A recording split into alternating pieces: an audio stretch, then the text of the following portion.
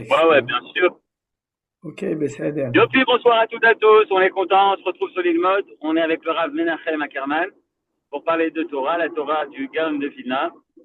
Et on est déjà au chapitre 2 de Kol Hator, de Chavod Arav. Et Lou Nishmat, Michel et Gérald Sananet. נכון, יפה מאוד. אז תודה רבה, ערב טוב à tous. Et en effet, טוב, alors je vais tout de suite ouvrir le texte, Collator, et j'en profite comme la semaine dernière pour d'être Magdish le shiur, לרפואה שלמה של של החייל נחשון יעקב בן אורה, הנכד של ג'וזף שמחה בויגמן qui est là. Et aussi je le fais parce que j'ai beaucoup aimé ce que tu as fait sur Rachel Mevaka Albanea ou Mini Colère. Alors cette semaine c'est plus le sujet. Malgré tout, comme c'est joli, je trouve que c'est bien de le mettre en page de garde de toute notre étude. L'Olishkoach, Erer Shel Rachel Imenu, et les Ilun Nishmat Michel et Gérald Sananes, et ensuite le Nisachon, Svaenu, Tzvagadan l'Israël, Sheniske Lashmin, Largo, Labed, Ilshaber, et Kol Oivenu, לגרש את צוננו מארץ קודשנו ולשוב לכבוש ולהתנחל בכל חבלי נחלתנו, לשמירה על כל חיילינו מכל צרה וצוקה ומכל פגרה, רפואת הנפש ורפואת הגוף לכל הפצועים ולכל הנפגעים במלחמה זו, ולנקמת דמם של כל החיילים הגיבורים שנפלו במלחמתנו, ושל כל הנרצחים השם ייקום דמם, כי אתה אדוני ילך עמנו במלחמותינו להושיענו ולהחיש גאולתנו, כמו שכתבת בתורתך, כי אדוני אלוהיכם ההולך עמכם להילחם לכם, עם אויביכם להושיע אתכם, ונאמר Amen. להצלחת משה מוריס רבי, qui s'occupait de traduire le texte. Yofi. Alors, attendez, on va rester comme ça. Pour ceux qui nous rejoignent, je vous rappelle qu'on est passé au deuxième chapitre, et que dans ce deuxième chapitre, il y a une première partie qui donne une liste, pas une liste comme ça, c'est pas un bottin, qui donne 156 notions, et qui explique ces notions-là. Et donc c'est un chapitre un peu spécial parce que chaque notion est expliquée de manière succincte. Et donc au lieu de le sauter complètement, parce que c'est dommage, ce que j'ai décidé c'est de faire une sélection de quelques notions. Je ne sais pas encore combien parce que pour l'instant je suis arrivé, on peut dire, à la 40e dans le tri, c'est-à-dire de trier. Et donc on va étudier une partie de ces 556, pas 156, peut-être une vingtaine, à mon avis, quelque chose comme ça, qui me semblent les plus importantes et intéressantes pour nous. À mon avis, ça ressemble un peu à une peinture impressionniste où on voit des petits points de tous les côtés, et puis ensuite on verra une image qui est un peu plus grande. C'est un peu le contraire du premier chapitre où vraiment on a étudié les notions les unes après les autres, mais ce que j'ai choisi, c'est que les points que je pense complémentaires, qui vont compléter ce qu'on a déjà étudié et ce qu'on étudiera dans le futur. Ce que j'ai fait, c'est que comme sur le texte qu'on étudie, je rajoute des commentaires ou des rajouts, mais je prends le texte intégral du livre. Donc j'ai fait la même chose, c'est-à-dire que tous les passages que j'explique pas se trouvent sur le texte, et si quelqu'un désire tout étudier, comme il n'a pas encore été imprimé en français, il se trouve uniquement sur l'internet, donc je peux personnellement vous envoyer le texte sans mes rajouts de ce chapitre, de ce deuxième chapitre, première partie. Mais en tout cas, si vous prenez le texte que vous avez sur le drive, qui est le texte de support de notre cours, alors j'ai volontairement laissé toutes les références, et tout simplement, dans le déroulement, on étudiera ce que j'ai choisi. Voilà, ça c'est important pour ceux qui sont intéressés à voir les autres aussi. Je veux juste signaler que dans toutes ces 156 notions, il y en a une bonne partie, je dirais 20 ou 30%, où ce que le Gaon de Vilna dit, c'est complètement de la Kabbalah. Donc ceux qui ont l'habitude, ils vont bien comprendre. Ceux qui n'ont pas l'habitude, de toute façon, vous n'allez pas forcément comprendre. Et de manière générale, je vais plutôt essayer de choisir c'est pour ça que je l'ai appelé aujourd'hui les étincelles, c'est les petits passages qui sont plus rationnels et moins Kabbalah. Je l'ai appelé étincelle parce que, comme vous savez, le livre d'Ephraim Herrera et les étincelles de Manitou, il vient de sortir, il vient d'être édité, ils vont d'ailleurs faire une soirée. Et donc, je me suis dit que c'est une bonne idée de l'appeler aussi étincelle du Gaon de Vilna dans ce chapitre, c'est-à-dire tous ces petits passages. Alors, ce que je voulais signaler avant qu'on commence, c'est que ce que je vais essayer de vous montrer, c'est que des versets de la Torah ou des enseignements des sages qu'on connaît déjà, comment est-ce que le Gaon de Vilna va nous donner un nouvel éclairage qui est bien entendu relié avec notre temps. Parce que bien entendu, comme vous le savez, si on étudie ça, c'est pas pour faire une étude du Gaon de Vilna, c'est pour faire une étude des Hadashot, des nouvelles de hier, d'aujourd'hui et de demain, c'est-à-dire d'approfondir notre compréhension de l'époque dans laquelle nous vivons maintenant, au jour le jour. C'est-à-dire, c'est d'avoir des notions et toujours de se dire, mais c'est incroyable. Ce qu'on a vu hier aux informations, c'est marqué dans un texte du Gaon de Vilna qui prend comme référence, bien entendu, des références de Chachamim ou de la Torah ou du Tanakh. Voilà, c'est un petit peu ça la vision. Hein. Vous savez que depuis Shabbat, quand quelqu'un demande Makara, il faut répondre Caracas, parce que le président du Venezuela, ils l'ont pris là-bas. C'était ça la dernière casse, c'était Mamash Madiim. Alors donc, ce qu'on a déjà étudié, c'est le premier, on a consacré 2 cours, au premier qui était Ephraim Bechori. Je vous rappelle que les 156 en hébreu, dans le texte en français vous ne le verrez pas, mais dans le texte en hébreu, ceux qui l'ont pas, je peux vous l'envoyer. Et puis celui-là, il est imprimé, il existe comme un livre, c'est le Collator que vous avez dans cette édition-là. Donc peut-être que vous l'avez. En tout cas, celui qui a rédigé, son élève, a mis ses 50 notions par ordre alphabétique. Donc c'est pour ça que Ephraim Bechori, c'est avec un aleph, c'était le premier.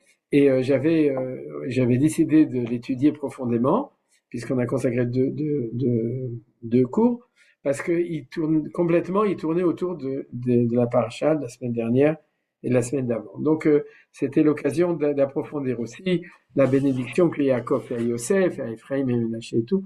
Tout ça on l'a vu, donc à Iskra. Tout ça, donc c'est plus notre sujet. On passe directement à la suite. Donc la suite, on avait étudié d'ailleurs tout le chapitre 31 de Yirmiyahu, qui est un chapitre prophétique de Mashiach ben Yosef. Et dans ces notions, on reviendra sur certaines choses d'ailleurs du chapitre 31, puisque de Jérémie, il est tellement important que c'est la raison aussi pour laquelle on retrouve. Donc, on saute directement au troisième.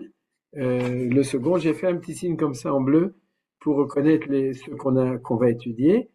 Donc le Gaon de Vilna va nous donner comme notion dans la carte d'identité du Mashiach ben Yosef, du Messie fils de Yosef, c'est un verset qui se trouve dans les psaumes, dans Teilim, chapitre 85, Emet me'eretz titzmach, vetzedek mishamayim nishkaf, gam Adonai yiten atov, v'artzenu titen yevula. Voilà, ça c'est le Gaon de Vilna, ce qui veut nous dire, c'est que ces 2 versets de Teilim sont à identifier avec le Mashiach ben Yosef. Et regardez, tout ce qu'il dit, c'est une toute petite ligne.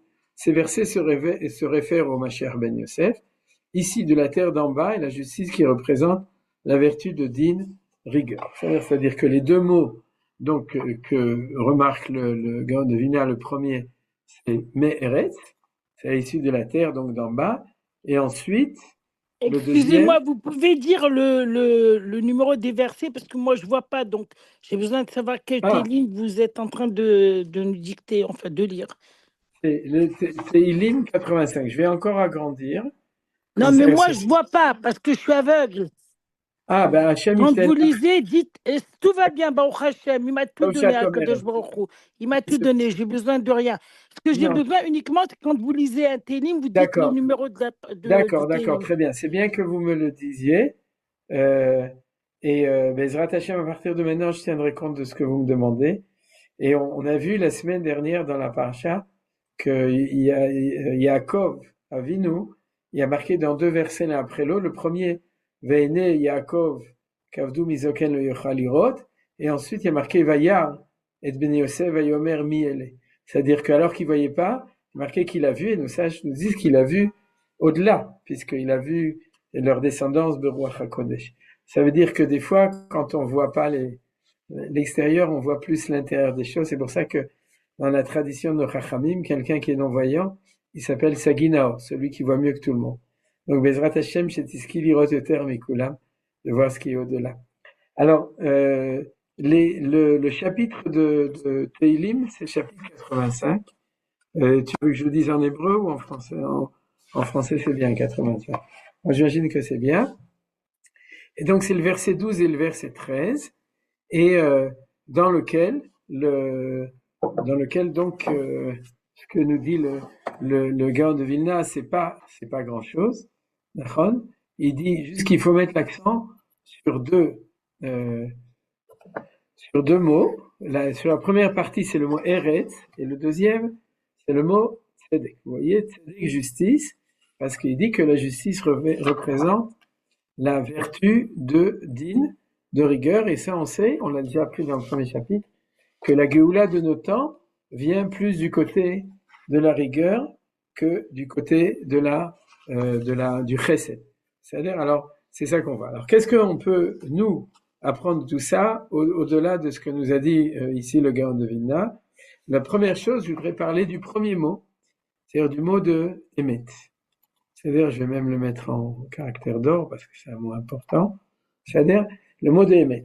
Alors, cette première partie du verset, les gens qui ont l'habitude connaissent. Emet me'eretz itzmach, c'est-à-dire la vérité émerge ou va germer du sein de la terre. La traduction en français, elle est OK.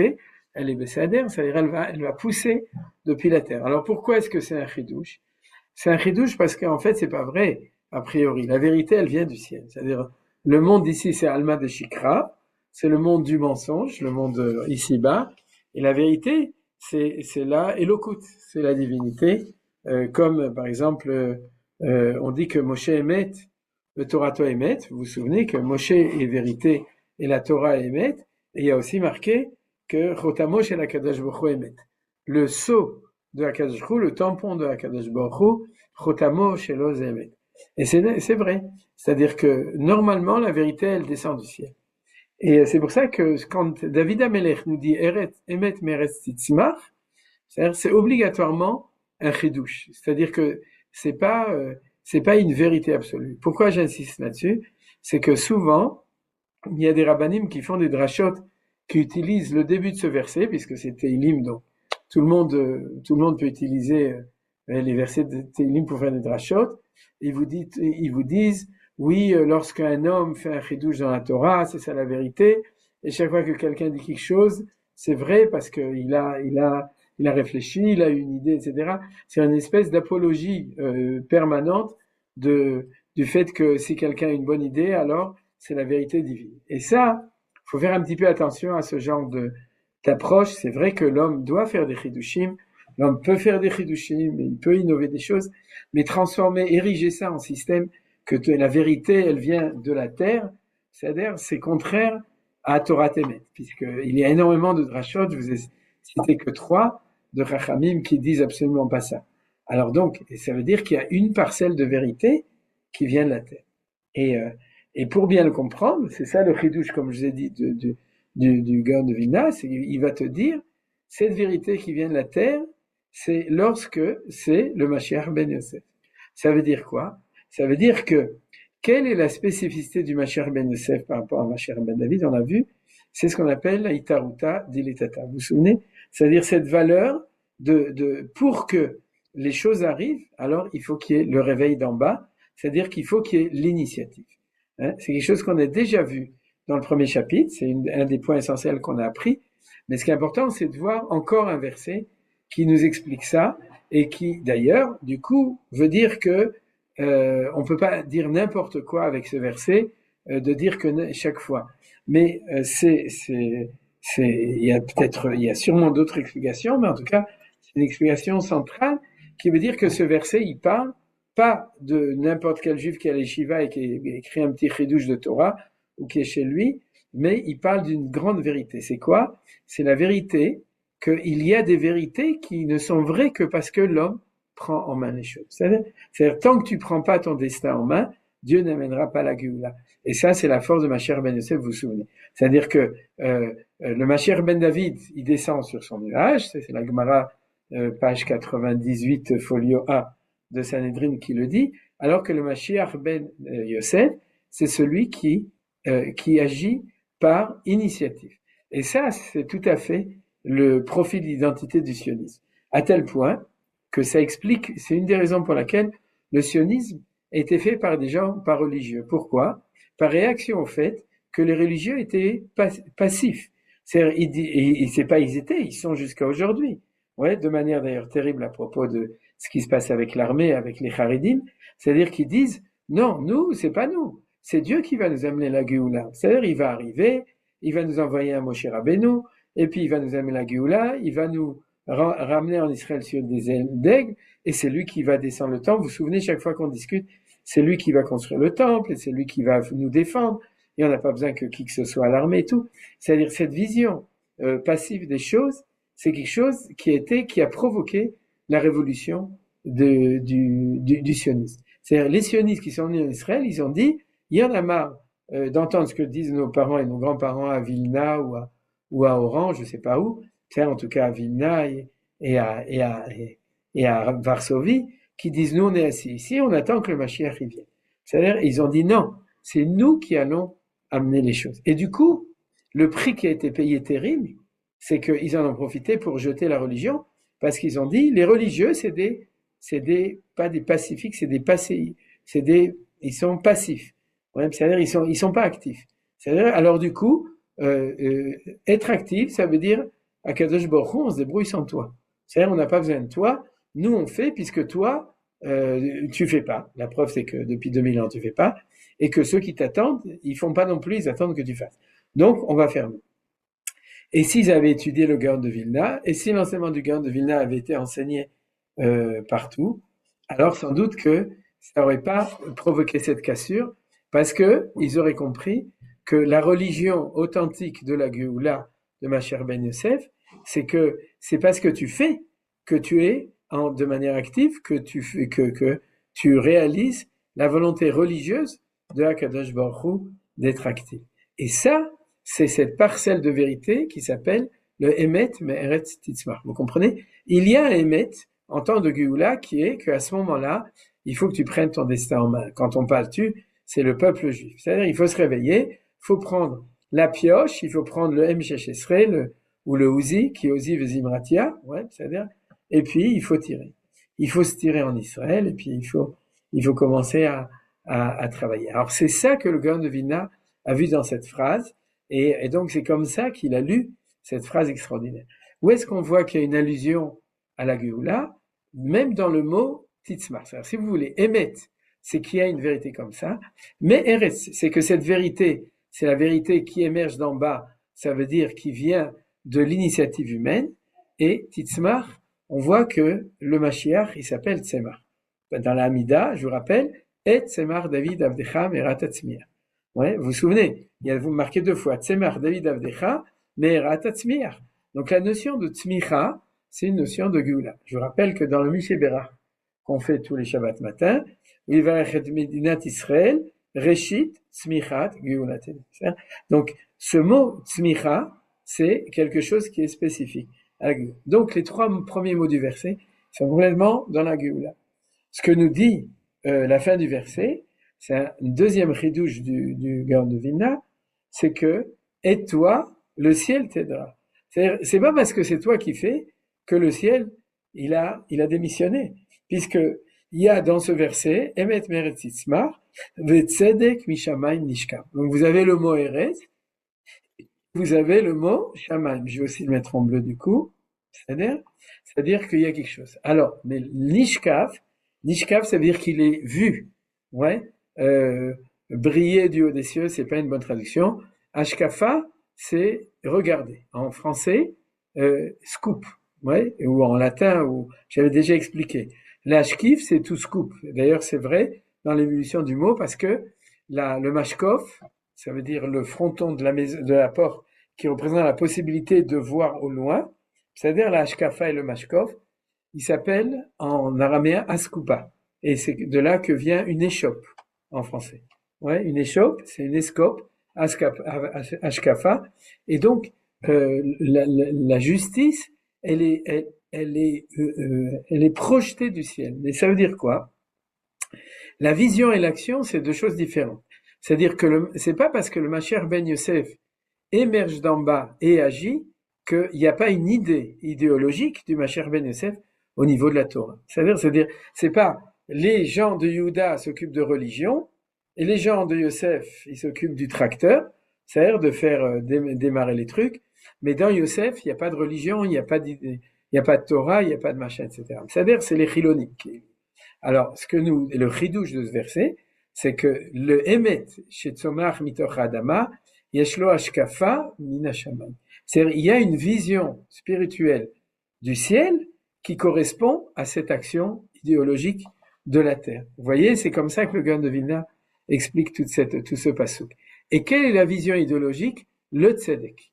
Alors, le tzedek, il a deux dimensions. Premièrement, ce que dit ici le Gaon de Vilna, c'est que tzedek, justice, donc c'est rigueur. C'est-à-dire faire le tzedek, c'est faire la loi, et faire la loi, c'est du côté de la rigueur. Or, ça, on l'a déjà vu depuis longtemps, qu'il y a dans la dialectique entre la droite et la gauche, qui est la justice, non, la rigueur, la gvura, et le chesed, et la miséricorde, ou le chesed, je préfère pas traduire, un accord chesed et gvura, chesed à droite, gvura à gauche, c'est-à-dire, et donc, on a déjà vu depuis longtemps que le Mashiach ben David, ou ben Yehuda, il est du côté chesed, que le Mashiach, il s'appelle dans les Sphirot, je vous rappelle, Netzach, du côté gauche, c'est les deux pieds. Netzarvot, c'est les deux pieds, on l'avait déjà vu, c'est à droite et gauche, et du côté gauche, c'est Mashiach ben Yosef, c'est-à-dire, et ce qui s'appelle Hod, dans les deux Sphirot, et donc c'est le côté de la Gvura, du côté de la rigueur. Donc, c'est pour ça que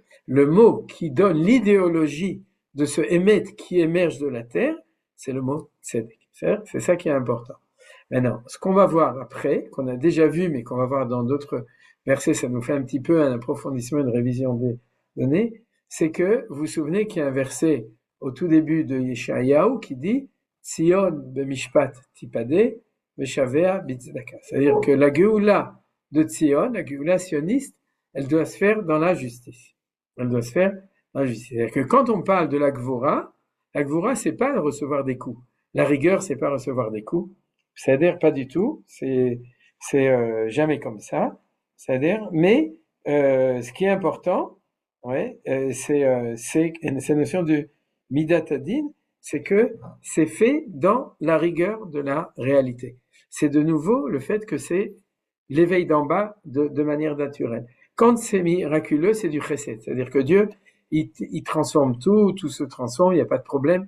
Et par contre, quand nous, on veut faire les choses, il faut que ce soit organisé, il faut que ce soit dans la rigueur. Comment on dirige un État, on dirige une armée, on dirige une économie, on dirige de l'éducation, tout ce que vous voulez.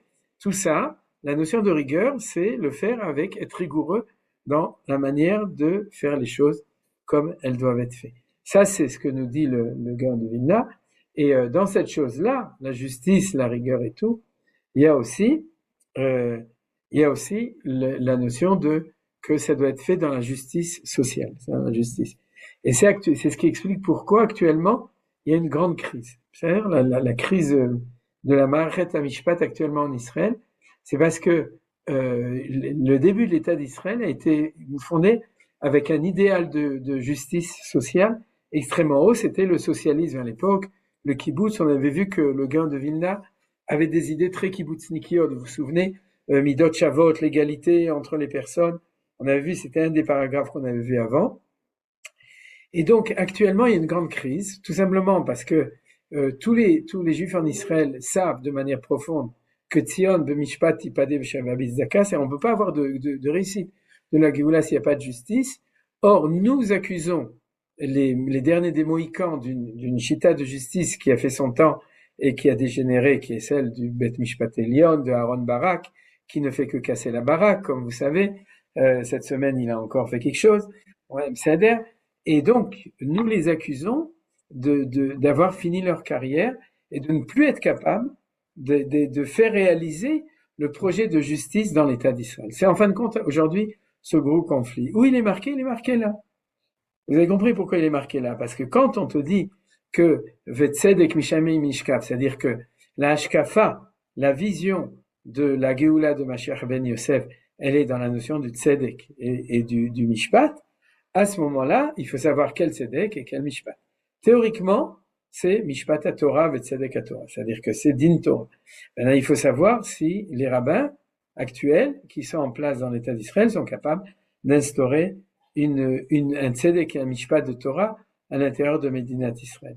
Le jour où ça arrivera, il y aura implosion naturelle, c'est-à-dire que le peuple voudra cette alternative au lieu de l'alternative qui existe actuellement, donc ça avancera. Mais pour l'instant, on est en crise, et je voulais uniquement signaler que, si vous voulez, cette crise, elle se trouve aussi ici. Bien entendu, si vous voulez, comme chaque petit paragraphe, c'est un paragraphe bifnei atzmo, alors ce que je voudrais, j'ai encore un petit mot à dire, et après, je peux même ouvrir aux remarques, aux interrogations, sans attendre la fin du cours.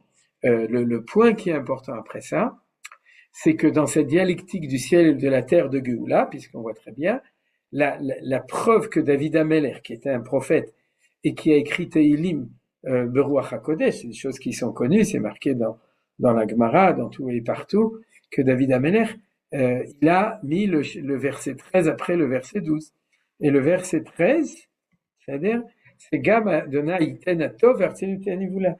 C'est-à-dire que quand on parle de Emet Meret Titzmar, et que vous avez des gens en France qui vous disent oui, c'est les chidushim qu'on fait dans notre petite yeshiva à Strasbourg, c'est-à-dire ou autre part, d'accord, vous leur répondez tout de suite, non, c'est du sionisme cette phrase-là. Emet Meret Titzmar, comment l'expliquer? Et la preuve, c'est que tu n'as pas lu le passouk suivant, que David Amer, il a dit, que tout ça, c'est lié avec Ve'artzenu Tenivula, c'est-à-dire le fait que la terre d'Israël refleurit.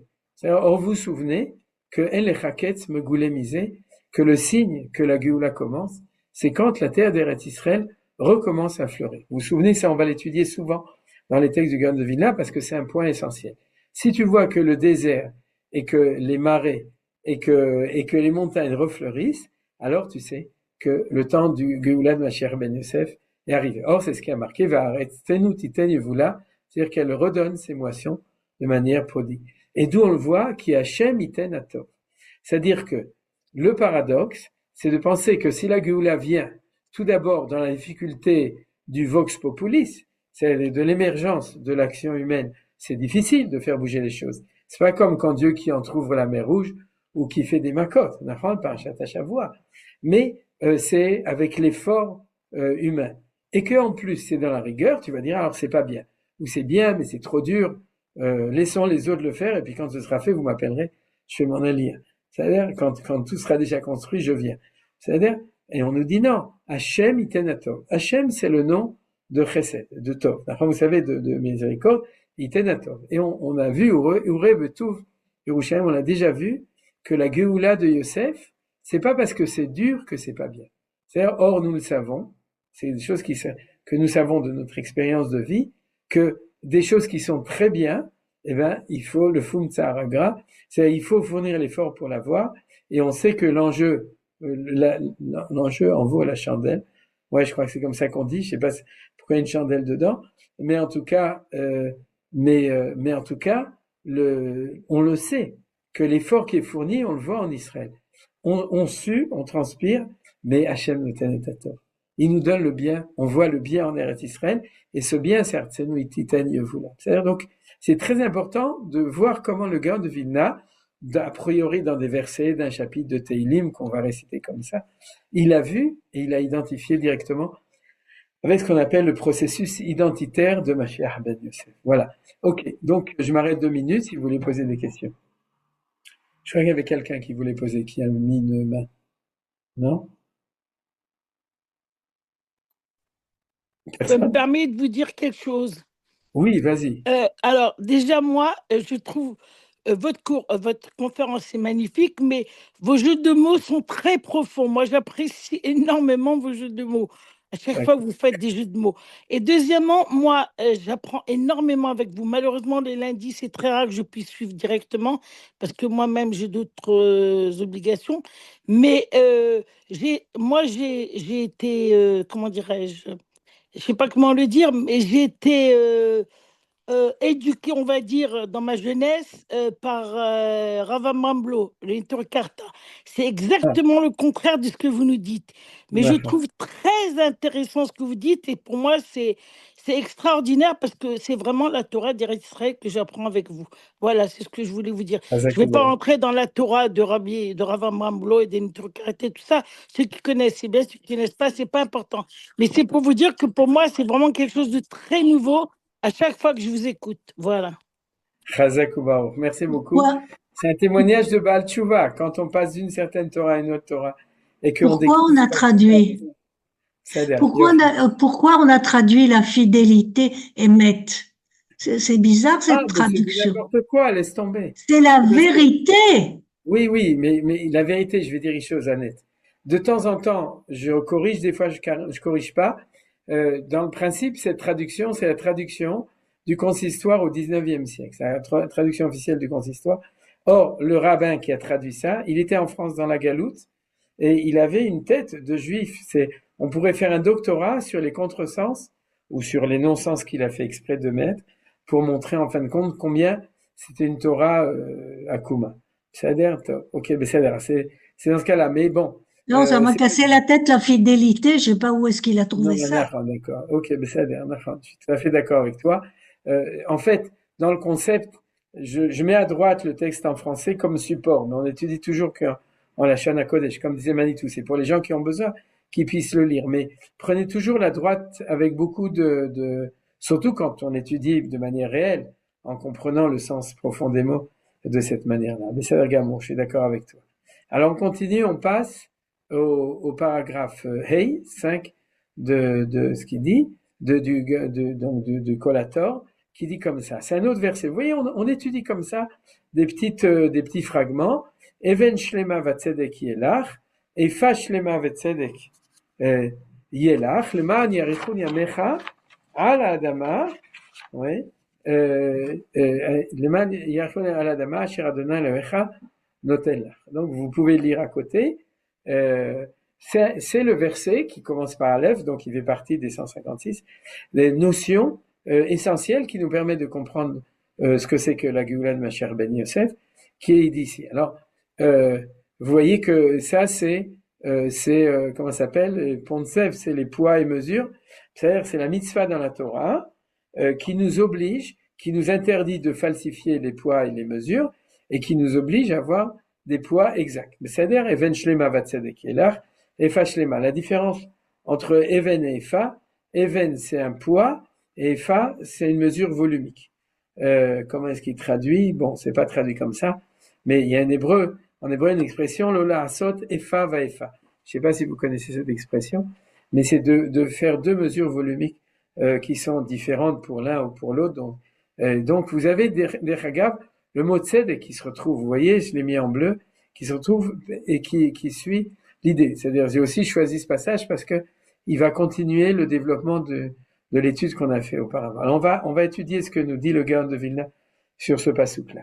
Notre maître a vu ici sa première mission en tant que lumière du Messie, fils de Yosef. C'est-à-dire que le Gaon de Vilna, quand il dit notre maître, c'est Rav Hillel Mishklov, son élève qui a fait son allié en Israël, et qui a édité ce livre Collator en Israël, mais il parle toujours de son maître, le Gaon de Vilna, et il dit que quand il a cherché sa mission, sa première, on verra ce que ça veut dire sa première, parce qu'il faudrait dire la mission en tant que Neora de Mashiach ben Yosef, parce que le Gaon de Vilna a dit qu'il était lui-même le Mashiach ben Yosef, de même que le Baal Shem Tov, il pensait qu'il était Mashiach ben David. C'est la raison pour laquelle il y a eu la discussion entre les Chassidim et les Mitnagedim, parce que chacun se savait être représentant d'une certaine, en tant qu'étincelle, c'est-à-dire en tant que personne d'un certain processus et d'une certaine identité dans le peuple juif. Donc, le Gaon de Vilna, lui, il l'a dit clairement à ses élèves, pas comme le Rabbi Lubavitch qui a pas dit qu'il était le Mashiach, mais il a laissé sous-entendre. Le Gaon de Vilna, en secret, bien entendu, il n'a pas mis créé sur tous les ponts, mais en tout cas, il a dit à ses élèves que c'était lui qui était la Neshama, la plus importante de son temps, du processus de Mashiach ben Yosef de son temps, c'est-à-dire au XVIIIe siècle. C'est-à-dire, et donc, on continue dans l'étude, le verset suivant parle de l'anéantissement d'Amalek. C'est-à-dire que on est ici à la fin dans le livre de Dvarim de Parshat Kitetse. Et la fin de Parshat Kitetse, qui est une grande liste de mitzvot, La dernière grande mitzvah, c'est les poids et mesures qu'on vient d'étudier. Et tout de suite après, on a ce passage très connu, Zachor et Asher Asa Lecha Amalek, Bader Vetzetrem Mitzrem, qu'on lit Shabbat Zachor, donc où on lit ce passage, qui est la mitzvah de se souvenir, de ne pas oublier et d'éliminer Amalek. Donc vous le connaissez, ces 3 versets. J'ai mis que le premier parce que vous connaissez la suite. Et ça se trouve tout de suite après les poids et mesures. Pourquoi? Oui, Dorshim Smuchim, c'est-à-dire que surtout dans le livre de Dvarim, on a une obligation d'être Doresh Smuchim, c'est-à-dire de comprendre pourquoi il y a juxtaposition dans le texte de 2 mitzvot différentes, c'est-à-dire ou de 2 textes différents. Et donc on va voir ce que dit le Gaon de Vilna, suivi tout de suite par le verset. Après les 3 versets qui parlent de Zachor, c'est le début de Parashat Kitavo, Vaya, Kitavo Lares, Asher Adonai Elohecha Noten Lecha Nachala, Virishta Veyeshav Taba. Donc vous voyez qu'il y a pour le Gaon de Vilna quelque chose de très intéressant, ce qu'on appelle une suite de sujets, pas de versets, dans chacune il y a plusieurs versets. Premier sujet, poids et mesure. Deuxième sujet, le Salam Alek, et le 3e sujet, la mitzvah de Kitavo Laaretz Asher Hashem Elohecha Virishta Veyeshav Taba, c'est-à-dire la mitzvah quand on vient en Israël, d'abord de venir, Kitavo, et ensuite Virishta, d'en prendre possession et de s'y établir. Là, la traduction en français, elle est Besser Gamour. Virishta, c'est en prendre possession, c'est-à-dire le conquérir, et ensuite de s'installer. Et maintenant, le Gaon de Vilna continue, qui s'apparente au verset, c'est-à-dire que Vaya Kitavo, c'est comme Vechitavo El Haaretz, Unetatem Koletz Ma'achal. Ça, c'est pas un verset de Dvarim, c'est un verset de Vaikra, lévitique. C'est le début, c'est dans Parashat Kedoshim, c'est la paracha de Orla. Vous vous souvenez, c'est-à-dire Vechitavo El Haaretz, lorsque vous venez dans le pays, vous devez planter tous les arbres, des arbres fruitiers, et à ce moment-là, pendant 3 ans, il y a la Orla, vous n'avez pas le droit de manger, et puis la 4e année de Tarevaï, après vous avez le droit de manger. Mais ce qui a frappé le Gaon de Vilna, c'est cette ressemblance entre ces 2 versets de Ve'akitavo El Haaretz et Vechitavo El Haaretz. C'est d'ici, on continue dans le texte, ensuite on va revenir, on va l'expliquer. C'est d'ici que le Gaon a déduit son importante mission dans le cadre de la fin des volets. Ça veut dire quoi? Ça veut dire que, puisqu'il a vu qu'il était inscrit dans la Torah, dans les poids et mesures, on va tout de suite voir, un tout petit peu de patience, je vous demande, pour comprendre, parce que pour l'instant, c'est un petit peu hermétique, d'accord? Qu'est-ce qu'il a vu dans les poids et mesures, puisque le texte dit, notre maître a vu que sa mission était marquée là-bas. Donc, c'est ça qu'on va étudier maintenant, qu'est-ce qu'il a vu là-bas, mais en tout cas, il a vu que son mission était reliée avec la fin des voilés. C'est quoi la fin des voilés? C'est ce qu'on a vu il y a 2 minutes. C'est-à-dire quand la terre, les Juifs reviennent et que la terre refleurit, alors on sait que c'est Mashiach ben Yosef. Et comme il a vu que les poids et mesures étaient le sujet qui précédait, celui que quand tu vas venir dans la terre, eh bien tu vas voir que la terre refleurit.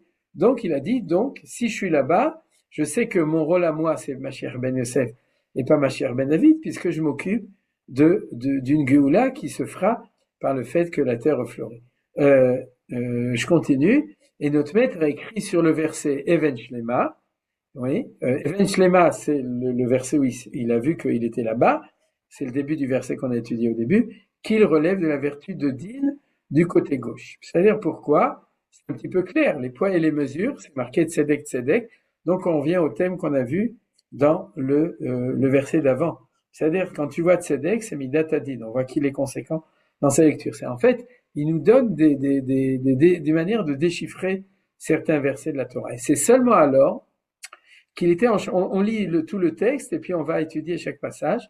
Et c'est seulement alors qu'il était en chemin pour Eretz Israël, parce que le Gaon de Vilna a essayé 2 fois de venir en Eretz Israël, ou une seule fois, je me souviens plus. Peut-être que je confonds avec Rabbi Nachman, parce que Rabbi Nachman aussi a essayé, il est arrivé et après il est reparti.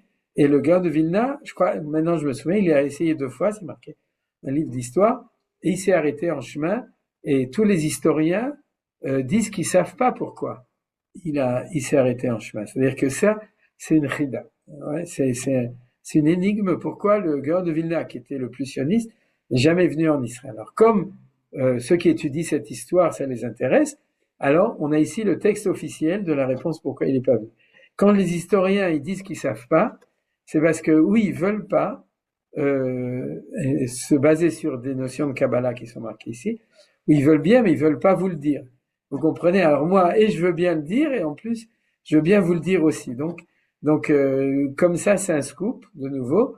Vous saurez pourquoi le Gaon de Vilna n'est jamais arrivé en Eretz Israël. Alors, c'est seulement alors qu'il était en chemin pour Eretz Israël qu'il a vu qu'il avait atteint le niveau de Ra'aya Me'emana, surnom de Moshe Rabbeinu dans le Zohar, comme vous savez, comme au verset Uverachamim Gedolim Akabtser, Sphira de Tiferet. Et alors la Sphira de Tiferet, c'est la Sphira de Yaakov et de Moshe. Ouais, c'est aussi la Sphira de Emet, vous savez. Moshe Emet, V'Torato Emet. C'est pourquoi il ne lui a pas été donné l'autorisation du ciel d'entrer en Eretz Israël. Il a donc ordonné à ses élèves représentant la dimension de Yehoshua de commencer le rassemblement des exilés. Et c'est pour ça que Rabbi Hillel Mishklov, lui, est monté en Israël parce qu'il a dit à ses élèves, vous devez monter. Alors là, on est dans une parenthèse historique extrêmement intéressante pas seulement des notions, mais aussi de ce qui s'est passé dans l'histoire et de quelque chose qui apparemment est vraiment me'od miyuchat. Alors, on va revenir au début de cette étude, ouais, et d'abord de comprendre comment est-ce que le Gaon de Vilna, il a vu ici. Alors tout simplement, c'est marqué dans la suite du livre, parce que regardez les mots Even Shelema, vous voyez, ouais, le père de Rabbi Eliyahu et de Vilna, il s'appelait Rav Eliyahu ben Shlomo, Shlomo Zalman, ouais, c'est-à-dire Shlomo Zalman, c'est un nom qui est très fréquent. Vous savez pourquoi Shlomo s'appelle Zalman? Quelqu'un sait? Parce que Zalman, c'est Salomon en yiddish, tout simplement. Ouais, c'est pas un Salman. Ouais, c'est quelqu'un de très bien.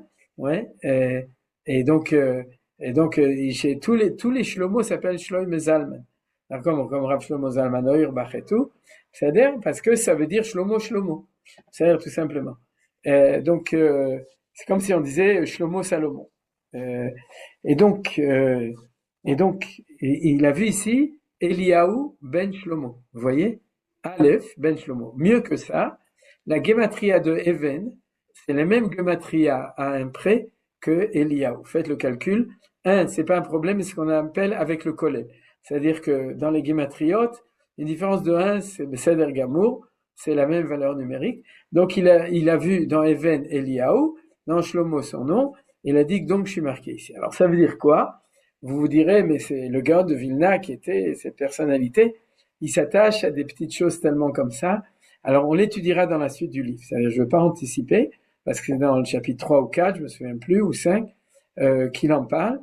Il dit une phrase très importante. Il dit, sache que chaque personne, oui, a allusion à son nom à l'intérieur de la Torah. C'est-à-dire tout le monde. Et que à l'endroit où tu le trouves, c'est ça ta carte d'identité. C'est-à-dire c'est à cet endroit que tu sais quel est ton projet de vie. Alors vous comprenez que c'est un petit peu différent. Alors vous allez dire mais alors comment je le sais? Où c'est marqué mon nom? Alors il dit pour ça il faut aller chez un kabbaliste, c'est-à-dire que et pas n'importe lequel, celui qui a ce niveau qui pourra te dire à toi, ouais, et toi tu t'appelles comme ça et tu es marqué là. Alors, comment t'es marqué? Il n'y a pas marqué Menachem Ackerman ou Menachem Ben Moshe, initial Rambam, ouais, Rabbi Menachem Ben Moshe. Mais bon, ça c'était une blague. Mais en tout cas, il n'y aura pas marqué. Alors, comment on le retrouve? Par des dilugim, par des gimatriotes, par des trucs, etc., par des changements dans la racine du mot, et des choses comme ça. Donc, tout ça, on n'a pas le droit de le faire soi-même. En tout cas, même si on le fait, ça sert à rien. On va se tromper, on risque au contraire de ne pas trouver quelle est notre vocation dans le monde. Mais si on avait, comme le faisait le Ari Akadosh lui-même, comme le faisait le Gaon de Vilna, comme le faisaient les grands Mekoubalim, la possibilité d'être en contact avec quelqu'un qui est d'accord de nous dire toi, ton nom, il est marqué à tel endroit, de telle manière, parce que cet endroit, c'est ta vocation, alors on saurait pourquoi on est venu dans le monde. Comme on ne le sait pas, alors on essaye de faire selon notre sentiment intérieur, pourquoi on est venu dans le monde. Chacun sait qu'il a une vocation. C'est-à-dire, surtout les avocats, ils ont une vocation. Et donc, surtout ceux qui sont pas mûrs. Et donc, mais, de manière générale, on sait, notre neshama sait pourquoi on est venu dans le monde, et la tradition kabbalistique n'a pas interdit aux Mekoubalim, s'ils sont d'accord et si Dieu leur dit, et si la personne demande, de nous aider à savoir pourquoi on est venu dans le monde par cela. Alors, le Gaon de Vilna a dit que c'était là qui était marqué. Pourquoi il a dit ça? D'abord parce que il a reçu une inspiration divine qui lui a indiqué ça. C'est pas qu'il a fait des recherches scientifiques ou statistiques sur la chose. Mais la deuxième chose, c'est parce qu'il a vu que son nom était là et qu'il a compris que c'était son. Alors, comment est-ce que on va voir ces choses-là? Parce que du coup, il a compris que son rôle, c'était un rôle de Mashiach ben Yosef. Où on voit ça, c'est qu'on va voir énormément de thèmes importants dans ces trois sujets qui vont se succéder. Le premier, c'est que c'est Midat Hadin. Vous comprenez? Les poids et mesures, c'est la rigueur de faire les choses comme il faut. Quelqu'un qui fait de l'à peu près, dans la vie, c'est pas grave. Dans les poids et mesures, c'est une catastrophe. C'est-à-dire, c'est ce qu'on appelle du vol, de l'effraction, lorsque tu falsifies les poids, les mesures, les valeurs, l'argent, etc. Les gens qui sont responsables de ces choses-là sont obligés à avoir une rigueur absolue des choses. Donc, il a, en effet, il voit son nom, mais il voit surtout que c'est la notion du tzedek, de la justice et de la rigueur dans le processus qu'on expliquait dans le thème d'avant, qui apparaît ici.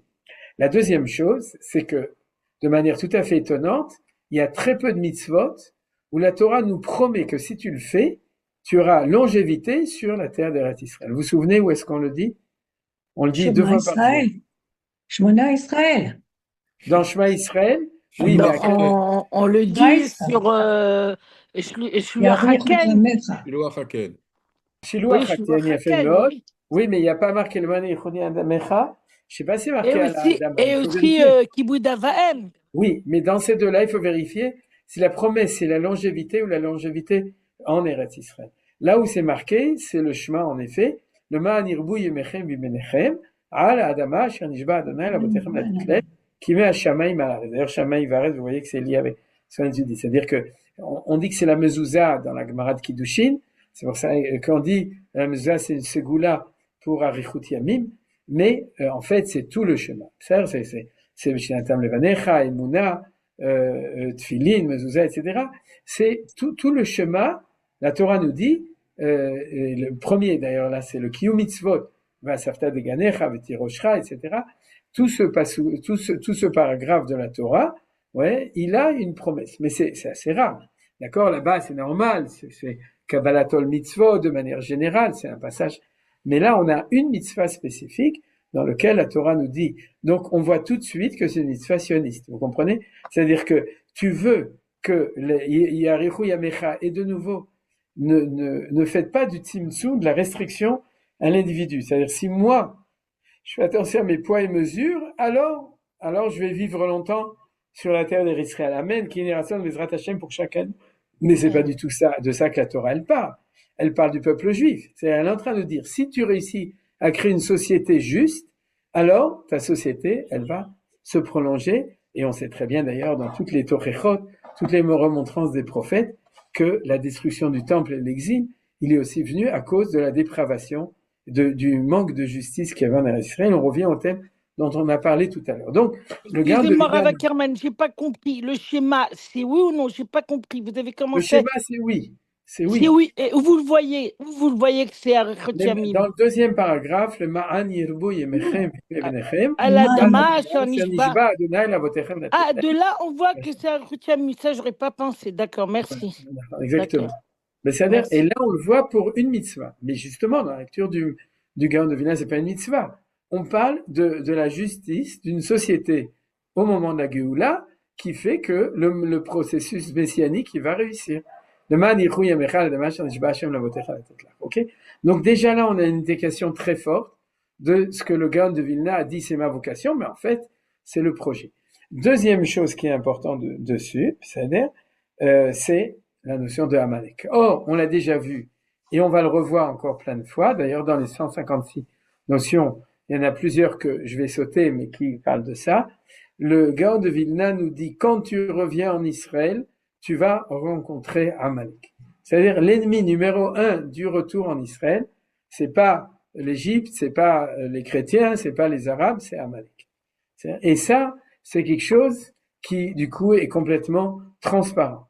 Parce que vous voyez que il y a cette phrase, et ensuite, Vaya Kitavo el Haaretz. C'est-à-dire du début de Kitavo. Et entre les deux, Zachor et Asher Asa Lecha Amalek. D'ailleurs, dans le Zachor, il y a marqué aussi, Vaya Be'aniach Lecha Adonai Elohecha Mikol Ovecha Misaviv, Ba'aretz Asher Adonai Elohecha Noten Lecha, Nachalat Imchet Zecher Amalek. Itachat Hashamem Lo Tishkar. C'est-à-dire que la vraie mitzvah, et ça c'est un sujet que j'ai enseigné à l'époque de Purim, la vraie mitzvah de faire Alamichya, vous savez ce que c'est Alamichya? C'est effacer Amalek. Timche Zecher Amalek. Timche. C'est-à-dire la vraie mitzvah de faire Alamichya de Amalek, d'effacer Amalek, c'est que au moment où on rentre à la maison ou à un pays, à ce moment-là, Dieu nous donne l'occasion comment? C'est qu'il énerve Amalek. Il fait que Amalek va se réveiller, donc du coup, on va pouvoir l'effacer. C'est ce qu'on aurait dû faire si on avait réussi avec les nazis, mais qu'on n'a pas réussi. C'était un des Amalek de la Géoula, le plus grave, c'est Imar Shemam, c'est les nazis et tous ceux qui les ont aidés. C'est-à-dire, on était à Sarah Betevet, donc on a révélé ça, mais c'est un événement historique spécifique du temps de Géoula. Ça, on l'a déjà étudié, on l'étudiera encore. D'ailleurs, on va voir encore d'autres textes ici qui parlent de ça, et ça nous permettra d'approfondir cette idée. Mais en tout cas, c'est clair et net pour le Gaon de Vilna, pour Manitou, pour le Rav Kook, pour tous les Gdolé Israël. Vous savez, il y avait aussi celui que Manitou citait, j'ai oublié son nom, le Rav, un Mekoubal qui venait du Mexique, qui est monté en Israël, maintenant j'ai oublié son nom, mais qui a parlé de ça, quelqu'un se souvient peut-être son nom. Atia. Merci Marc. Le Rav, j'ai oublié son prénom, le Rav Atia, c'est-à-dire qui était cité par Manitou. Rav, vous vous souvenez son prénom? Rav Mordechai, non? Oui, exactement. Rav Mordechai Atia, Zechet Tzadik Vekadosh Livracha, qui avait parlé de tout ça de manière très précise. Mais c'est-à-dire, donc le Gaon de Vilna au XVIIIe siècle, bien avant, c'est que retour en Israël, réveil d'Israël, réveil des forces plus ou moins endormi, léthargique de Amalek, danger, et que surtout, le vrai Amalek qu'on se bat, c'est l'Iran, c'est le Hamas, c'est-à-dire, etc., c'est ce qu'on a maintenant, c'est-à-dire, et c'est l'OLP, c'est Achaf, c'est l'autorité palestinienne, etc., faut pas être mis de balbel. Derrière tout cela se cache Amalek. C'est-à-dire que ce soit clair. Donc, si on l'identifie pas, on est en danger, et c'est pour ça que le Gaon de Vilna a vu tout de suite, vous voyez, qui dit ici, le verset suivant, on parle de l'anéantissement d'Amalek, oui, puisque ça fait partie du processus de la Géoula de manière importante. Donc, on est en train d'expliquer de manière historique les différents paragraphes qui sont ici. Et donc, pour continuer avec le dernier verset, on a des promesses, si vous comprenez. Premièrement, processus, éveil d'une Géoula qui se fait dans la justice, Mindatadin, Macher Ben Yosef, qui promet que ça va réussir. Ensuite, des difficultés qui maintenant on comprend, elle s'est pas, elle a pas disparu avec la fin de la Shoah, mais on est en besoin constant d'être conscient qu'il y a des forces de Amalek qui veulent nous exterminer en Eretz Israël. C'est pas parce qu'on est rentré en Israël qu'il n'y a plus d'Amalek. Au contraire, ils se trouvent aux portes de Jérusalem. C'est-à-dire dans tous les enseignements qu'on a vus et qu'on va voir dans le Gaon de Vilna. Et donc, il faut être conscient que il faut pas s'endormir sur ses lauriers. Bli conceptia. Besader, c'est Zachor et Asher Asa Lecha Amalek. Et que, en Eretz Israël, on a une promesse que Timche Zecher Amalek. C'est pas qu'on va faire des jours de la mémoire, du souvenir, et qu'on va pas oublier, ça se fait au mémorial de la Shoah à Paris, ou à New York, mais en Eretz Israël, on s'occupe de choses, comme j'ai dit, on s'occupe de Alamichya, c'est-à-dire Timche Zecher Amalek, il faut l'identifier, l'Otishkar Zachor pour l'identifier, puis après on peut avoir la victoire sur eux, comme on a eu la chance de le voir dans ces 2 dernières années, et aussi auparavant. Et tout de suite après, donc, Vaya Kitavo el Haaretz. Alors, pour uniquement signaler, je voulais signaler quelque chose de très important sur cette suite des choses. Et ensuite, Vaya Kitavo el Haaretz. Vous voyez que c'est marqué clairement, début du sionisme, je pourrais dire le Gaon de Vilna, la déclaration Balfour, apparition de Amalek, la Shoah, et ensuite, Vayakitavo Laaretz, 1948, l'État d'Israël. C'est-à-dire, c'est ça qui est marqué ici. Virishta Vayashavta Ba, c'est en effet en 48 qu'on a commencé, après en 67, et Bezrat Hashem maintenant aussi. On a déjà commencé, on a déjà un petit bout de la Syrie, c'est-à-dire, et puis on est en train de retourner aussi. On a déjà un petit bout de Gaza, la moitié, plus de la moitié. On a plus que 50%. Actuellement, Bezrat Hashem qu'on va le garder, on va finir le travail. Et donc, plus dans Yehuda Veshomron, on est aussi en train de faire ce qu'on appelle spongia. Vous savez, qui est-ce qui fait la spongia? Le magav. C'est-à-dire, pour faire la spongia, il faut magav. Et donc Bezrat Hashem. Et aussi au sud Liban, Bezrat Hashem, ça fait partie des Gvulot Haaretz, Gvulot Haftacha. Et donc tout ça, c'est Virishta Vayashavta Ba, on l'a déjà vu, c'est tout ce qui est en train de marquer ici. Je vais vous donner un vort très joli que j'ai entendu du Rosh Bet HaMidrash du Machonev qui s'appelle Rav Bachaim, qui avait dit que le Gaon de Vilna, je connais pas la source, mais il avait cité aussi au nom du Gaon de Vilna, il a dit comme ça. Il y a 5 Chumashim, c'est les millénaires. C'est-à-dire que Dvarim, il correspond au 5e millénaire, 5000, c'est-à-dire c'est à 5000 et quelques. Et dans chaque Chumash, il y a des parachiotes. Et chaque paracha, il correspond une centaine d'années. Alors, ne vérifie pas trop, il y a des livres où il y a plus que 10 parachiotes, comme le livre de Bereshit, donc ça pose des problèmes. Mais en tout cas, il avait dit, en tout cas, que sur les sévères de Varim, c'est comme ça. Ça veut dire que parachat, si vous faites le compte, on est en 5786 actuellement, Tafshin Peiva, en 5786, et donc on est dans le 8e millénaire, Mashukazé, et quand on fait le compte, on voit que Parashat Kitetse, c'était pas le millénaire, le centenaire précédent, et Parashat Kitavo, c'est notre centenaire actuel. C'est-à-dire que 5700, ça correspond à la Parashat de Kitavo. Or, si vous regardez, la Shoah, c'est le summum de Amalek, elle était en 1939, en année juive, 5699. C'est-à-dire la dernière année du centenaire précédent, c'était l'année où a commencé la Shoah. Or, la parasha de la Shoah, c'est la parasha de Kitetse, pardon. C'est-à-dire la fin de Kitetse, la fin de ces 100 années, c'est-à-dire c'est Zachor et Asher Asalech Amalek, c'est la parasha d'Amalek. Et par contre, dès qu'on est passé en 5700, et en 5708, on a eu l'État d'Israël, Tachah, c'est 5708, le Seder, on est rentré dans la parasha de Kitavo, Vaya Kitavo El Haaretz. Alors, cette chose-là, qui est un enseignement du Gaon, vous voyez, qui va totalement en même temps que ce qu'on a appris maintenant, que le Gaon de Vilna, il a vu cette juxtaposition de 3 parachiotes, celle des poids et mesures, celle de Amalek et celle de Kitavo El Haaretz, comme une succession d'événements, mais dans ce que je vous ai dit, il y a même une allusion à une succession de dates beaucoup plus précises, même de manière affolante, combien la vision du Gaon de Vilna, quand il a vu tout ça, était précise. Maintenant, cette manière de comparer Kitavo El Haaretz avec Kitavo, qui est dans Parashat Kedoshim, en fait, c'est le pshat. Je me suis toujours demandé comment est-ce qu'il faisait ça, parce que le verset suivant dans Kitavo, Vaya Kitavo El Haaretz, Asher Adonai Lecha Noten Lecha Virishta Vayashavta Ba, le verset suivant, je l'ai mis ici, il le cite pas. Donc c'est moi qui vous propose, c'est pas le Gaon, mais j'imagine qu'il était d'accord, qu'il sera d'accord. Vela karta mereshit peri adama asher tavi me'artzecha asher Adonai Lecha Noten Lecha vesamta batene velachta el hamakom asher yivchar Adonai Lecha leshaken shemosha. De même que dans la paracha de comment ça s'appelle, de Kedoshim, quand on te dit que tu viens en Israël, tu plantes des arbres et tu dois attendre 4 ans jusqu'à ce que tu aies premier. Donc, on parle du début du processus. Et de même ici, on parle des prémices de ce qu'on appelle mitzvah de Bikurim.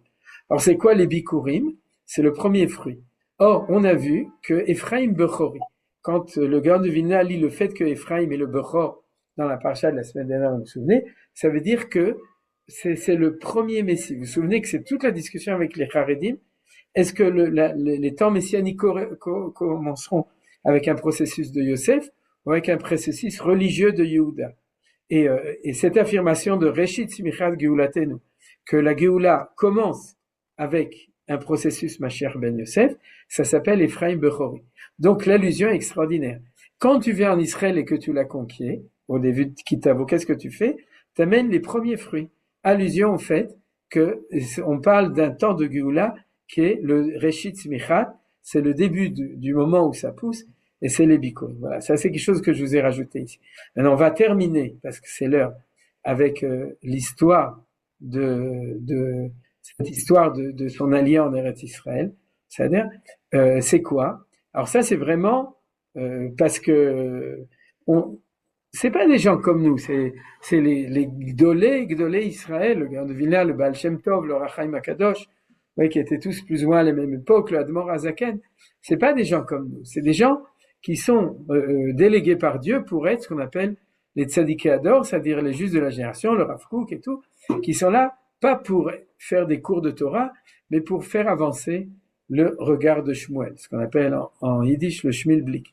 C'est-à-dire donc faire avancer la Géoula. Et donc, le Gaon de Vilna a eu un événement absolument incroyable. Il y a 3 vertus, droite, gauche, milieu. C'est-à-dire celle de droite, c'est Mashiach ben Yehuda, celle de gauche, c'est Mashiach ben Yosef, et celle de milieu, c'est celle de Yaakov et de Moshe. Et on lui a dit qu'il était plus du côté gauche, c'est-à-dire sa neshama, quand il a commencé à monter en Eretz Israël. Alors, ne posez pas de questions parce que ni moi ni vous ne comprenez vraiment, on peut pas vraiment comprendre, mais il a compris qu'il a eu une aliyah dans sa dargat neshama à ce moment-là, qu'il était plus du côté de Yosef, qui est le côté gauche, ou aussi le côté d'Yitzhak, si vous voulez la vertu de rigueur, qu'il était passé à un niveau supérieur qui était le côté de Moshe Yaakov, ce qu'on appelle Ra'aya Me'emana dans le Zohar HaKadosh, qui est le surnom de Moïse. La preuve, c'est qu'il a marqué qu'il a vu Kaptser, c'est-à-dire le rôle du rassemblement de toutes les Géoulot, mais Berachamim Gdolim. C'est-à-dire, Beshetzef Ketsef, ou Berachamim Gdolim à Kaptser, dans Ishayahu, chapitre 54, avec une grande miséricorde, je vais te rassembler. C'est-à-dire qu'il a compris qu'il y a 3 rôles dans la Géoula, celui qui est que à gauche, celui qui est que à droite, et celui qui fait la synthèse entre les deux, qui est au milieu de la Géoula, et c'est ce qu'on appelle le Emet. Moshe Emet, Torah Emet, Yaakov Emet. C'est-à-dire, et le Emet, il est toujours, on a vu dans la Kabbalah, c'est celui du milieu. Alors, il est monté en haut, et alors, vous me direz, si tu es monté plus haut, tu peux rentrer.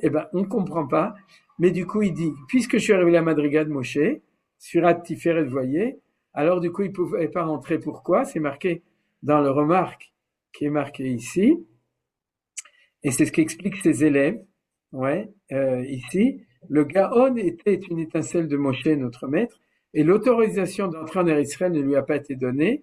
Cité dans le livre dans le livre Chazon Sion, page 31, remarque 34.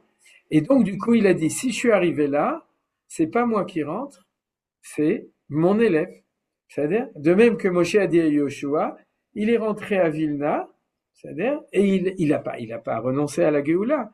Il a compris que celui qui devrait le faire, c'est ses élèves, et il a dit à Rabbi Hillel de Shklov de faire son aliyah, et on sait que le début de la Géoula de notre temps, c'est pas Herzl et avec les Bilouim, c'est d'abord les Mogurachés Sfarad qui sont venus au XVIe siècle, comme le Hari Akadosh, Rabbi Shlomo El-Kabet, Marie Berav, Rabbi Yosef Karo, Rabbi Chaim Vital, tous ceux qui sont arrivés à Tzfat, Yerushalayim, à Tveria à cette époque. Et ensuite, c'est la Géoula du Gaon de Vilna, le sionisme du Gra, qui était donc, mais qui a été réalisé. Ils sont venus en Israël, ils ont reconstruit à Jérusalem, ils ont construit dans le pays, juste comme je vous ai dit, le sionisme de la fin du XIXe siècle a mis tout ça dans les archives du Congrès sioniste, et actuellement on n'a toujours pas accès. En tout cas, je connais pas quelqu'un qui a accès, mais c'est des choses qui ont été effacées dans les écoles. On vous dit le sionisme a commencé en 1880. C'est pas vrai, il a commencé en 1780, et les premiers Talmidim du Gaon de Vilna sont montés en 1800 et quelques, 1802, 1803, et là on a une explication très profonde. Je vais terminer avec ça d'une manière très simple. C'est quoi? C'est que le projet va avancer comme ça. Tout d'abord Yosef, ensuite va apparaître Yehuda, et ensuite va émerger une identité supérieure qui est le Mashiach ben David Batzmo, qui est capable de faire l'union entre les deux. Il faut une vertu, une autre vertu, et la vertu de l'union entre les deux. Ça s'appelle Chesed Gvura Tiferet Netzach Hod Yesod Chochma Bina Vadat La ligne médiane, c'est celle-là. Donc le Gaon de Vilna, il a compris qu'il avait commencé le processus, mais que lui, il était déjà un précurseur de quelque chose qui pouvait pas être. Donc il pouvait pas rentrer en Israël. De même, Moshe Rabbeinu. C'est-à-dire la Géoula de l'entrée en Israël à l'époque du premier temple était plus basse, celle de Yoshua, qui punait Levana, que celle de Moshe Rabbeinu, donc il n'est pas rentré. C'est pas parce qu'il était puni. C'est parce qu'il y a des midrashim qui expliquent ça. S'il était rentré, ça serait passé de manière impossible. Trop idéal, et donc impossible, je ne veux pas dire pourquoi. Donc, en fin de compte, Moshe Rabbeinu ne pouvait pas, il fallait descendre, déléguer à son élève qui s'appelle Yoshua, et ben, le Gaon de Vilna avait la même chose. Donc, on ne peut pas comprendre, mais d'une certaine manière, on peut quand même comprendre que l'histoire est plus compliquée que ce qu'on croit, et que si on dit, mais pourquoi ça se passe comme ça, pourquoi ça se passe pas comme ça, il faut comprendre que les choses sont plus complexes, mais il faut quand même essayer de pouvoir comprendre. Et donc, on a résolu l'énigme de pourquoi le Gaon de Vilna, qui a essayé 2 fois de venir en Israël, a rebroussé chemin 2 fois, à cause d'une raison absolument incompréhensible pour nous, puisque c'est de l'ordre des projets et des progrès des Neshamot, des grandes Tzadikim. Voilà, on s'arrête là. Si vous avez des questions, Bekef, comme on dit chez nous. Je voudrais poser, s'il vous plaît, 2 questions. La première question, c'est, j'ai pas très bien compris. Si vous dites que le Gaon Mevilna, il était en fait Mashiach Bet Yosef, alors si il se considérait, je pense que je ne mets pas en doute, mais si un tzaddik se considère Mashiach Bet Yosef, alors il y en a eu plusieurs, parce que c'est pas la première fois qu'on entend dire que tel prophète ou tel tzaddik Ouais, était la neshama du Mashiach ouais. Bet Yosef. Alors, quel intérêt c'est d'être le Mashiach Bet Yosef si c'est pas à son époque qu'on passe de Bet Yosef à Mashiach Ben David? Puisque D'accord. vous avez expliqué que Bet Yosef, ça veut dire qu'on commence, nous on fait des choses, c'est à Adama, c'est dans la terre, c'est nous qui prenons les initiatives. Et après, le reste se fait par Akadosh Baruch Hu. Alors, comment on peut comprendre ce que vous nous avez expliqué là par rapport aussi bien au D'accord. Gamivina que tous les Je vais autres? répondre. Je vais vous répondre. Ce que le Gaon de Vilna dit dans Kolator, c'est dit qu'à chaque génération, il y a un Mashiach ben David, un Mashiach ben Yosef. Si le temps est un temps de ben Yosef, c'est lui qui fait comme quand le temps chez Pharaon, c'était que le Mashiach soit la providence de Pharaon dans la famine, c'est-à-dire, ça ne pouvait être que Mashiach ben Yosef, disons un Messie salvateur de l'Égypte et d'Israël, puisque la famille de Yaakov a été sauvée grâce à ça, comme dit Yosef à la fin, Atem chashavtem alay lera, ve'Elohim chashava letova, lasim lachem pleta keyom hazeh, c'est-à-dire, vous pensiez m'éliminer, mais Dieu, tout ça, c'était le tova pour que vous puissiez être sauvés en temps de famine, etc. Donc, de même, quand le temps est un temps de Ben Yosef, à ce moment-là, le Mashiach Ben Yosef de son temps arrive. Du temps du Gaon de Vilna, c'était Ben Yosef. Tant qu'on est dans un temps de Ben Yosef, alors on aura l'un après l'autre. Du temps de Herzl, nous a dit le Rav Kook, dans le Mispet, que c'était Herzl qui était le Mashiach. Deuxième chose, il n'y a pas une seule personne, il y a tous les gens qui participent qui sont des petites étincelles. C'est pour ça que le Gaon de Vilna ne disait pas « I am the king ». Il n'a pas dit « c'est moi le Mashiach Ben Yosef ». Il a dit « j'étais envoyé du ciel », parce qu'il connaissait sa neshama, comme étincelle du Mashiach Ben Yosef. Maintenant, quelle étincelle? Peut-être l'étincelle principale, la preuve c'est qu'il était le seul qui était capable de faire démarrer quelque chose, alors que au XVIIIe siècle, personne ne voyait rien. C'est-à-dire, il n'y a personne d'autre qui s'en occupait. Je vous rappelle que Herzl aussi, quand il a vu et qu'il a dit, il a été, en fin de compte, il est mort de chagrin, parce que ce qu'il voyait, personne ne voyait. Vous le savez dans l'histoire. C'est-à-dire que il s'en est d'ailleurs plaint. Je suis un incompris, je suis persécuté par les Juifs encore plus que par les Goïms. C'est-à-dire, il y a que quelques chaloutzim en Russie qui ont compris Herzl et le Rav Kook qui a compris Herzl en gros. C'est-à-dire, mais c'était un précurseur incompris. Donc c'est la même chose. Maintenant, est-ce qu'en 48 on était toujours dans Ben Yosef? C'est-à-dire, et depuis quand Manitou a dit que ça commençait à basculer au moment de la guerre des 6 jours. C'est-à-dire, au moment de la guerre des 6 jours, le temps étant arrivé que ce qu'on appelle Ben Yehuda ou Ben David arrive, il y a des personnalités qui émergent, qui sont des étincelles de ça, qui commencent à réussir à agir. Parce qu'avant, même s'ils essayent, ils font ce qu'on appelle des barnafli, c'est-à-dire des essais qui avortent systématiquement on avait vu cette idée-là. C'est-à-dire, donc c'est ça la réponse. Tout d'abord, il n'y a pas que lui, et deuxièmement, ça continue. Et de notre temps, il y a encore plein de gens qui sont des nitzotzot, des étincelles, dans leur rôle qu'ils remplissent de Mashiach ben Yosef. Et il y en a sans doute un qui est la personnalité essentielle qui dirige tout ça. C'est-à-dire, si vous me demandez mon avis, moi je pense que c'est Bibi, au niveau mais Eretz, pas au niveau Shaman, mais au niveau Eretz. C'est pour ça que Dieu, il le maintient et qu'il il réussit à faire ce qu'il fait, même s'il réussit pas, même s'il n'est pas parfait, mais personne n'est parfait. C'est-à-dire, mais maintenant, il y a une personnalité d'un haut niveau spirituel, ce qu'on appelle un tzaddik yesod olam, comme le Rav Kook, qui est aussi là actuellement. Maintenant, qui c'est? Je sais pas. Si vous avez un nom, vous m'envoyez, et puis je pourrais le diffuser à l'occasion. C'est Abraham, il rigole, donc scannerai qui c'est. C'est-à-dire, mais ok, c'est-à-dire. Donc, c'est pour répondre à votre question. Maintenant, ce que je veux préciser, c'est que justement dans le texte, il y avait marqué que notre maître, le Gaon, a vu son identité au commencement dans le Pasuk Even Shlema. Quand il a dit au commencement, c'est parce qu'il faut savoir que quand il a, on pourrait dire, changé de Neshama, ou sa Neshama est montée, ça c'est des notions qui existent dans la Kabbalah, pas qu'on change, mais qu'on a un niveau de Neshama plus haut. À ce moment-là, il a vu où il était autre part. Quelque chose qui est lié avec Moshe, on ne sait pas. C'est-à-dire, moi, je ne sais pas, j'ai jamais vu la référence, mais c'est ça qu'il faut comprendre dans cette idée-là. Ok, encore une question?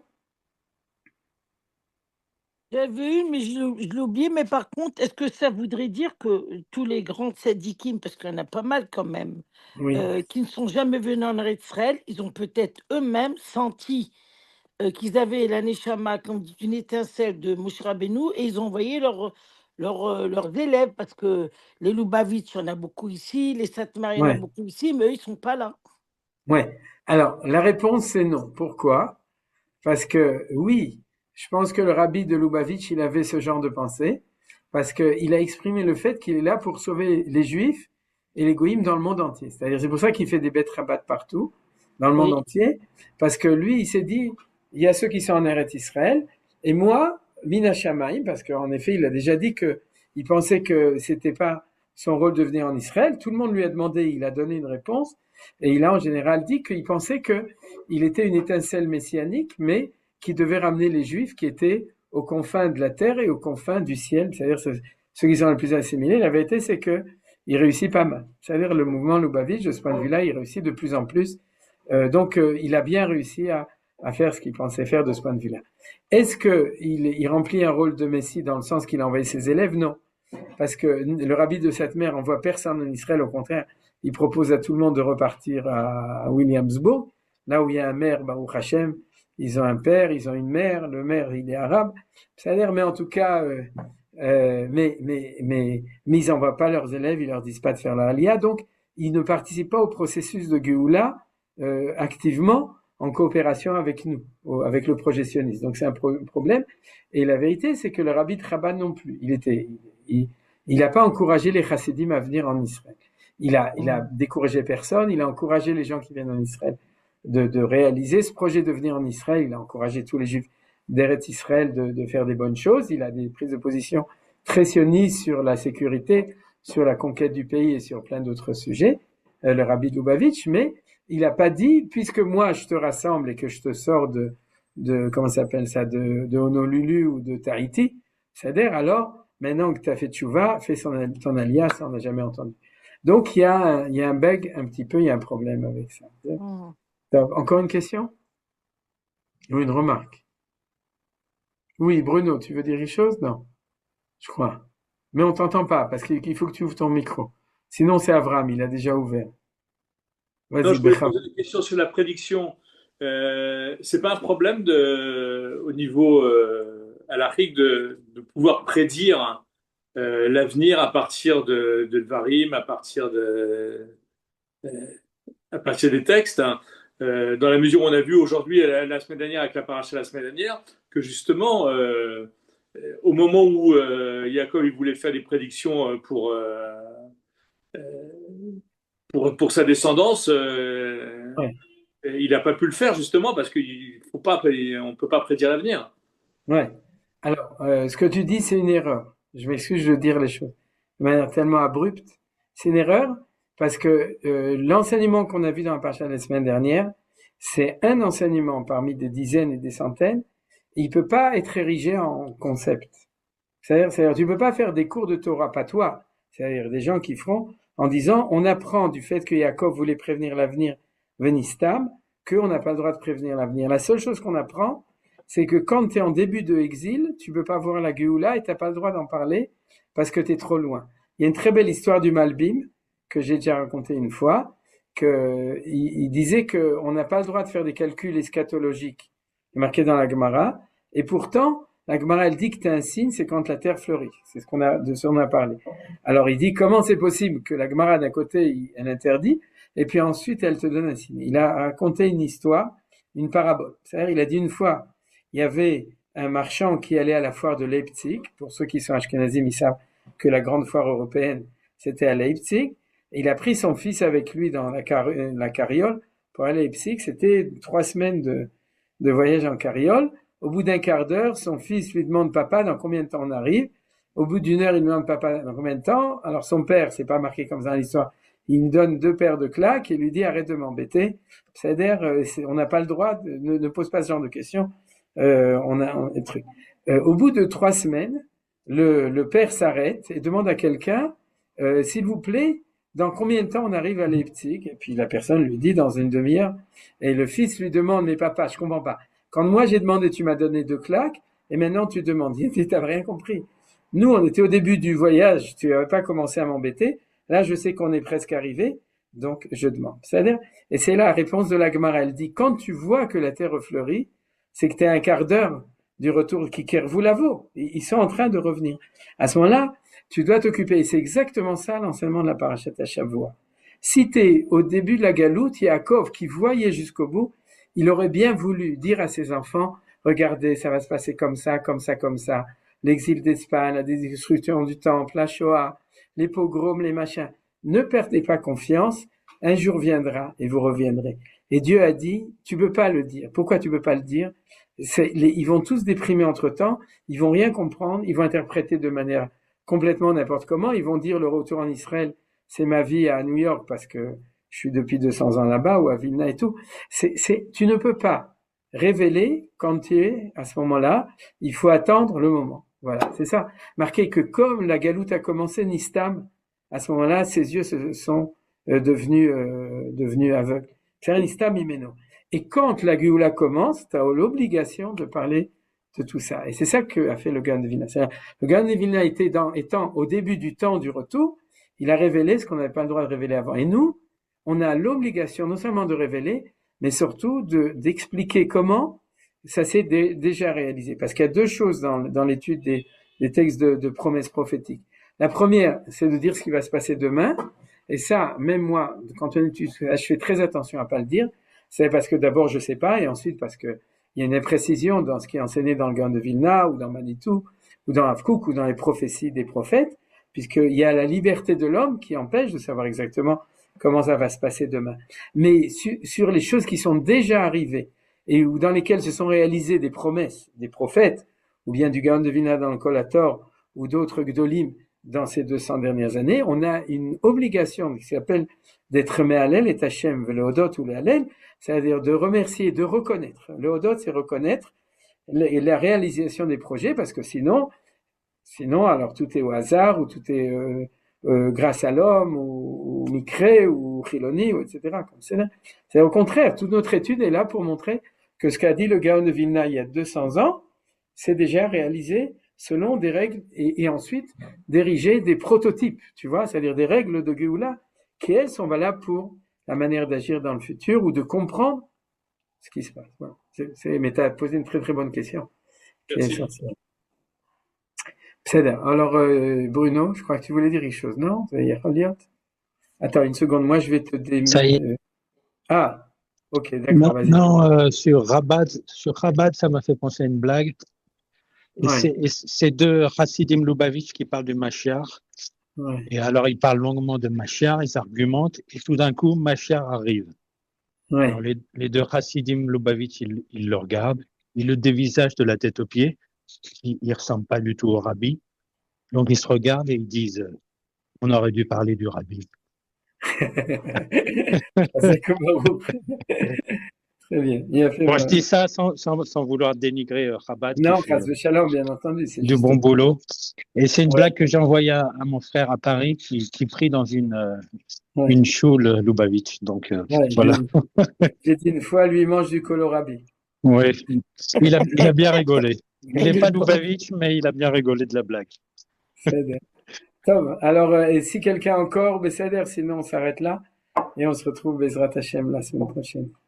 Top. Alors, Kol Touv et à bientôt. Bientôt. Shalom, shalom. תודה רבה. Simcha Rabba. Shalom lekulam. Merci d'avoir visionné cette vidéo. Je vous invite à vous abonner à notre chaîne InMode pour plus de replays, de conférences, de cours, d'interviews. Cliquez sur le bouton juste ici et vous êtes abonné à l'InMode. À très bientôt.